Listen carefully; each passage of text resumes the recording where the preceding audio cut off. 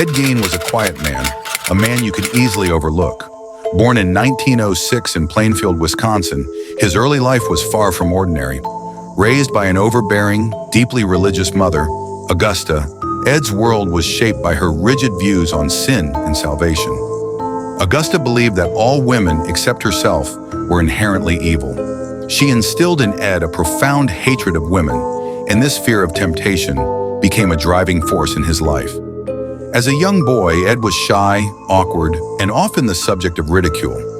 He grew up in the shadow of his mother's oppressive rule, who kept him isolated from the world. His father, a heavy drinker, passed away when Ed was just a teenager, and soon after, Augusta's influence became even more absolute. She controlled every aspect of Ed's life, his relationships, his thoughts, and most chilling of all, his mind. When Augusta died in 1945, Ed was left alone in the house, a man utterly unprepared for the outside world.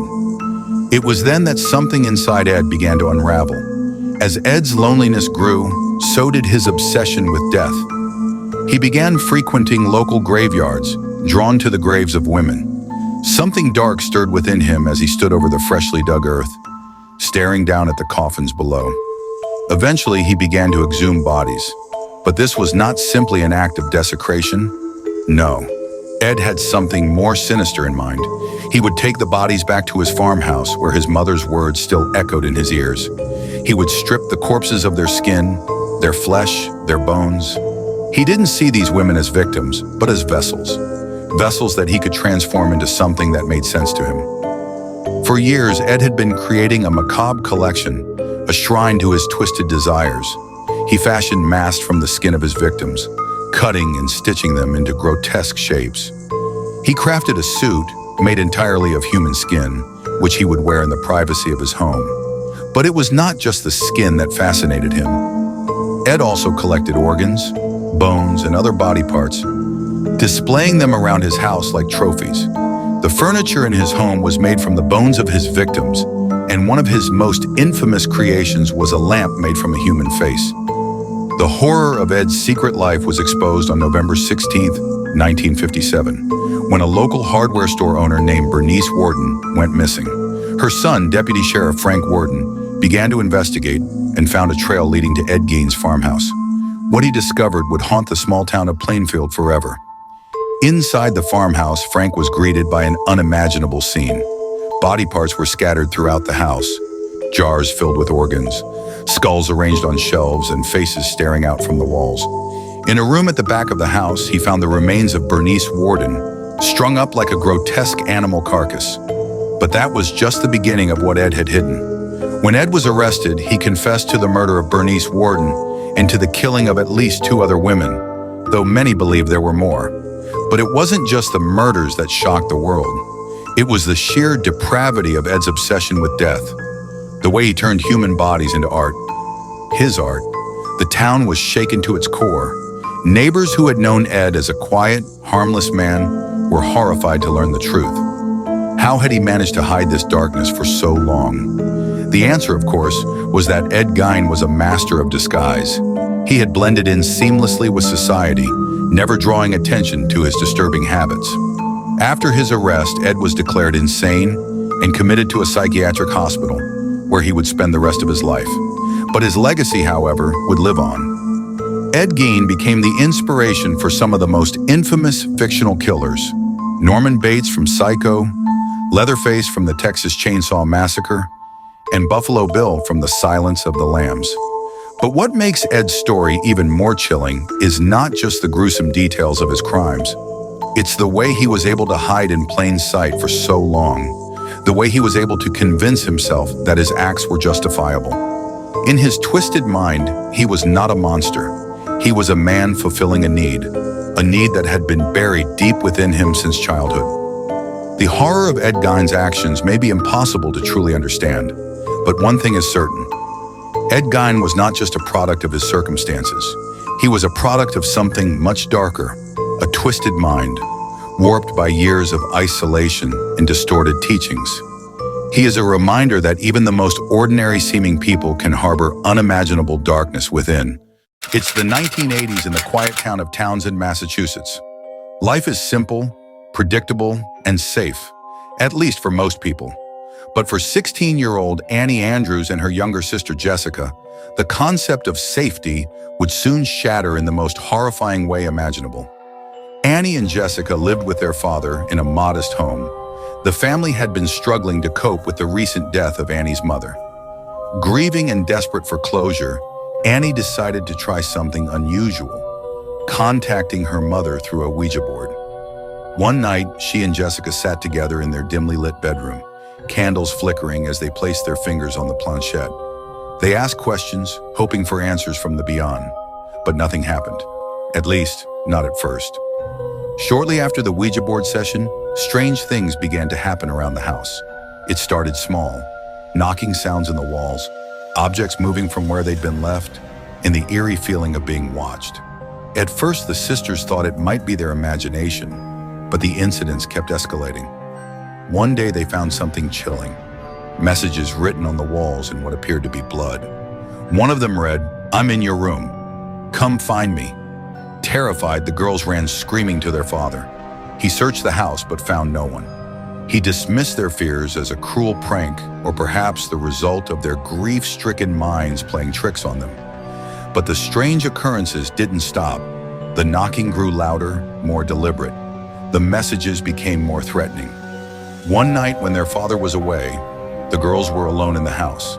Suddenly, loud banging came from the basement. It sounded like something or someone was moving down there. Gripped with fear but determined to protect her sister, Annie grabbed a knife from the kitchen. Together, they tiptoed to the basement door. The air was thick with dread as they slowly opened it and descended the stairs. What they found was the stuff of nightmares.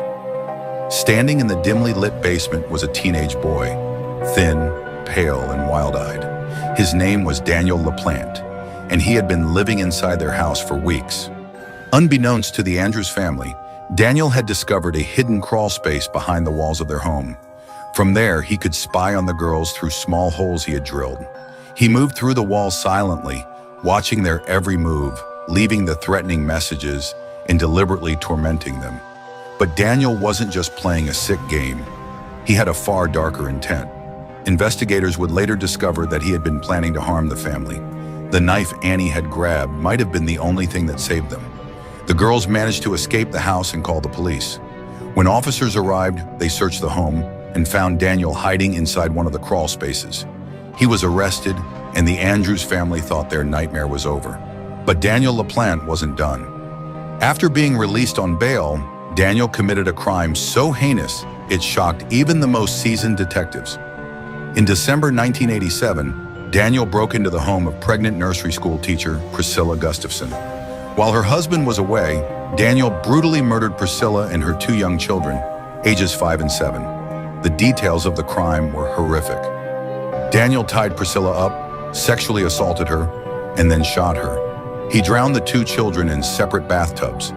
The brutality of the murders left the community reeling. Daniel was quickly apprehended and sentenced to life in prison without the possibility of parole.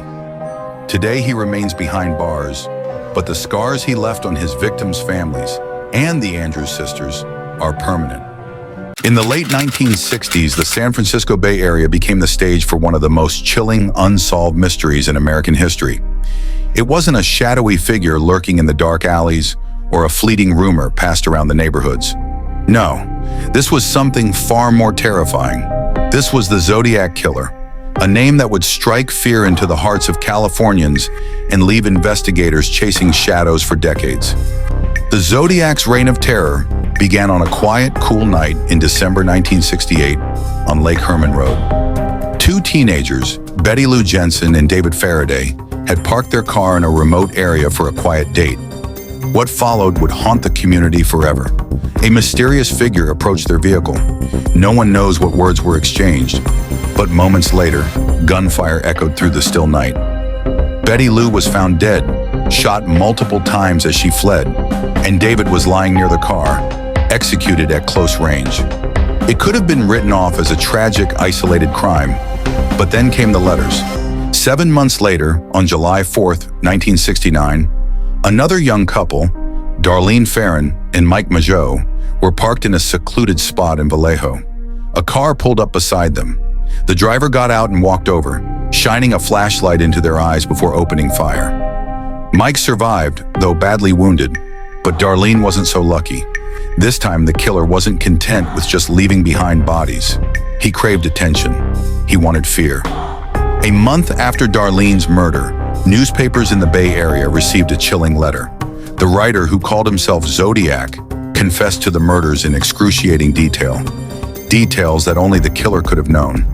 He enclosed ciphers, puzzles he claimed would reveal his identity if solved. The first cipher, cracked by a local teacher and his wife, didn't expose his name, but instead offered a disturbing insight into his mind.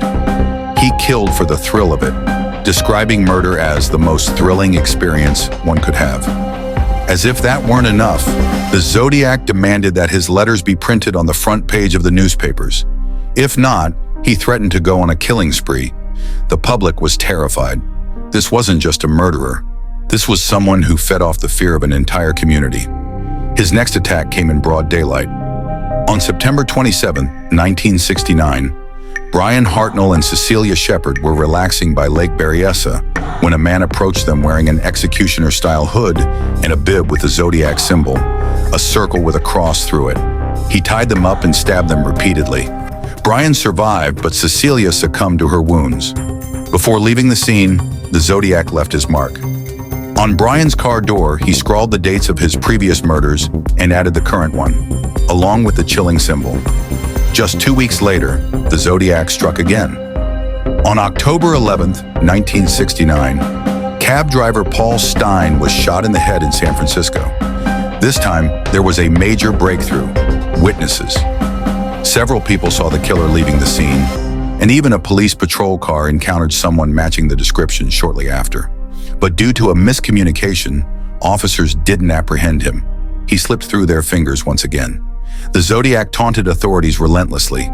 Over the years, he sent dozens of letters, some boasting about murders that were never confirmed to be his. He threatened school buses, claiming he'd shoot out the tires and pick off the kiddies. He even sent a piece of Paul Stein's bloody shirt as proof of his crime. The man was not just a killer, he was a master manipulator, controlling the narrative, stoking fear, and ensuring he remained a constant presence in the public's mind. Despite the massive investigation that followed, the Zodiac's identity remains a mystery. Suspects came and went. One man, Arthur Lee Allen, stood out due to circumstantial evidence, but nothing concrete tied him to the murders.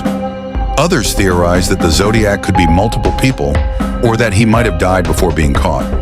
What made the Zodiac truly terrifying wasn't just the murders, it was the unknown. He could be anyone. The friendly neighbor next door, the quiet man sitting at the diner, or the stranger who smiles at you on the street. His cryptic letters, bizarre symbols, and unrelenting taunts have kept his legend alive for decades. Even now, the Zodiac killer's shadow looms over true crime enthusiasts and investigators alike. Amateur sleuths continue to pore over his ciphers, searching for the one piece of evidence that could finally unmask him. But perhaps the Zodiac himself said it best in one of his letters. "I am waiting for a good movie about me. Who will play me?" The Zodiac didn't just want to kill, he wanted to become immortal. And in a way, he succeeded. On a cold autumn evening in 2004, the quiet town of Odessa, Texas, was shaken by an unsettling crime. The body of 16-year-old Christina Tina Thomas was discovered in a remote area, her lifeless body sprawled across the ground with signs of violent assault. Her murder was horrifying in its brutality, but it wasn't just the violent nature of the crime that made it chilling. It was the eerie circumstances surrounding it. For over a decade, the case would remain unsolved, with only fragments of evidence and vague suspicions to guide investigators. Tina had been a typical teenager in many ways. She loved sports, was a good student, and often spent time with her friends. But like many young people, she was caught in the chaos of teenage life, sometimes making decisions that were not always the best. On the night of her death, Tina had been hanging out with friends and went to a nearby convenience store before disappearing. The night she vanished, no one knew that it would be the last time anyone saw her alive. Her family and friends were left frantic, searching for answers as days passed with no sign of Tina. When her body was found weeks later, The discovery was gut-wrenching. Investigators immediately began piecing together the few clues they had. There were no witnesses, and the area where Tina's body was found was sparsely populated. The only leads they had came from her phone records, which showed some unusual calls made to a local man, 30-year-old Donald Don McCall, a man with a shady reputation. But at the time, McCall denied knowing anything about Tina's disappearance and was never considered a prime suspect. As months turned into years, the case went cold. But behind the scenes, detectives were not giving up. They kept digging into McCall's background, and what they discovered would send shockwaves through the investigation.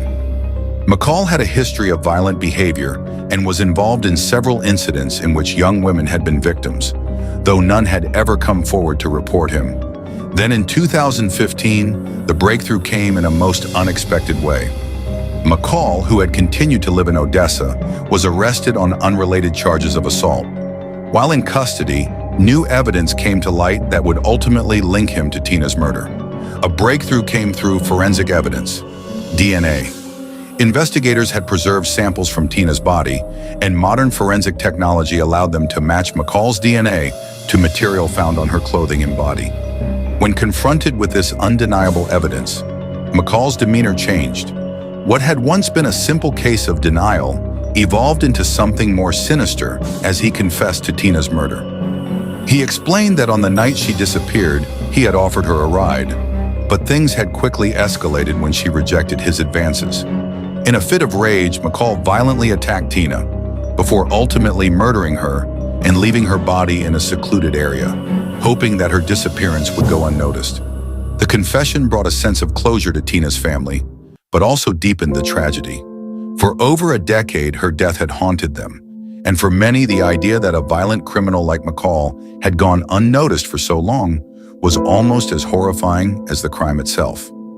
What made the case even more chilling was that McCall had shown no remorse for his actions, and his history suggested that he had been a ticking time bomb all along. Donald McCall was convicted of Tina's murder and sentenced to life in prison. The case of Christina Thomas, one that had started as a dark, almost hopeless mystery, was finally solved, but not without a chilling reminder of the darkness that can lurk in the shadows, waiting to strike.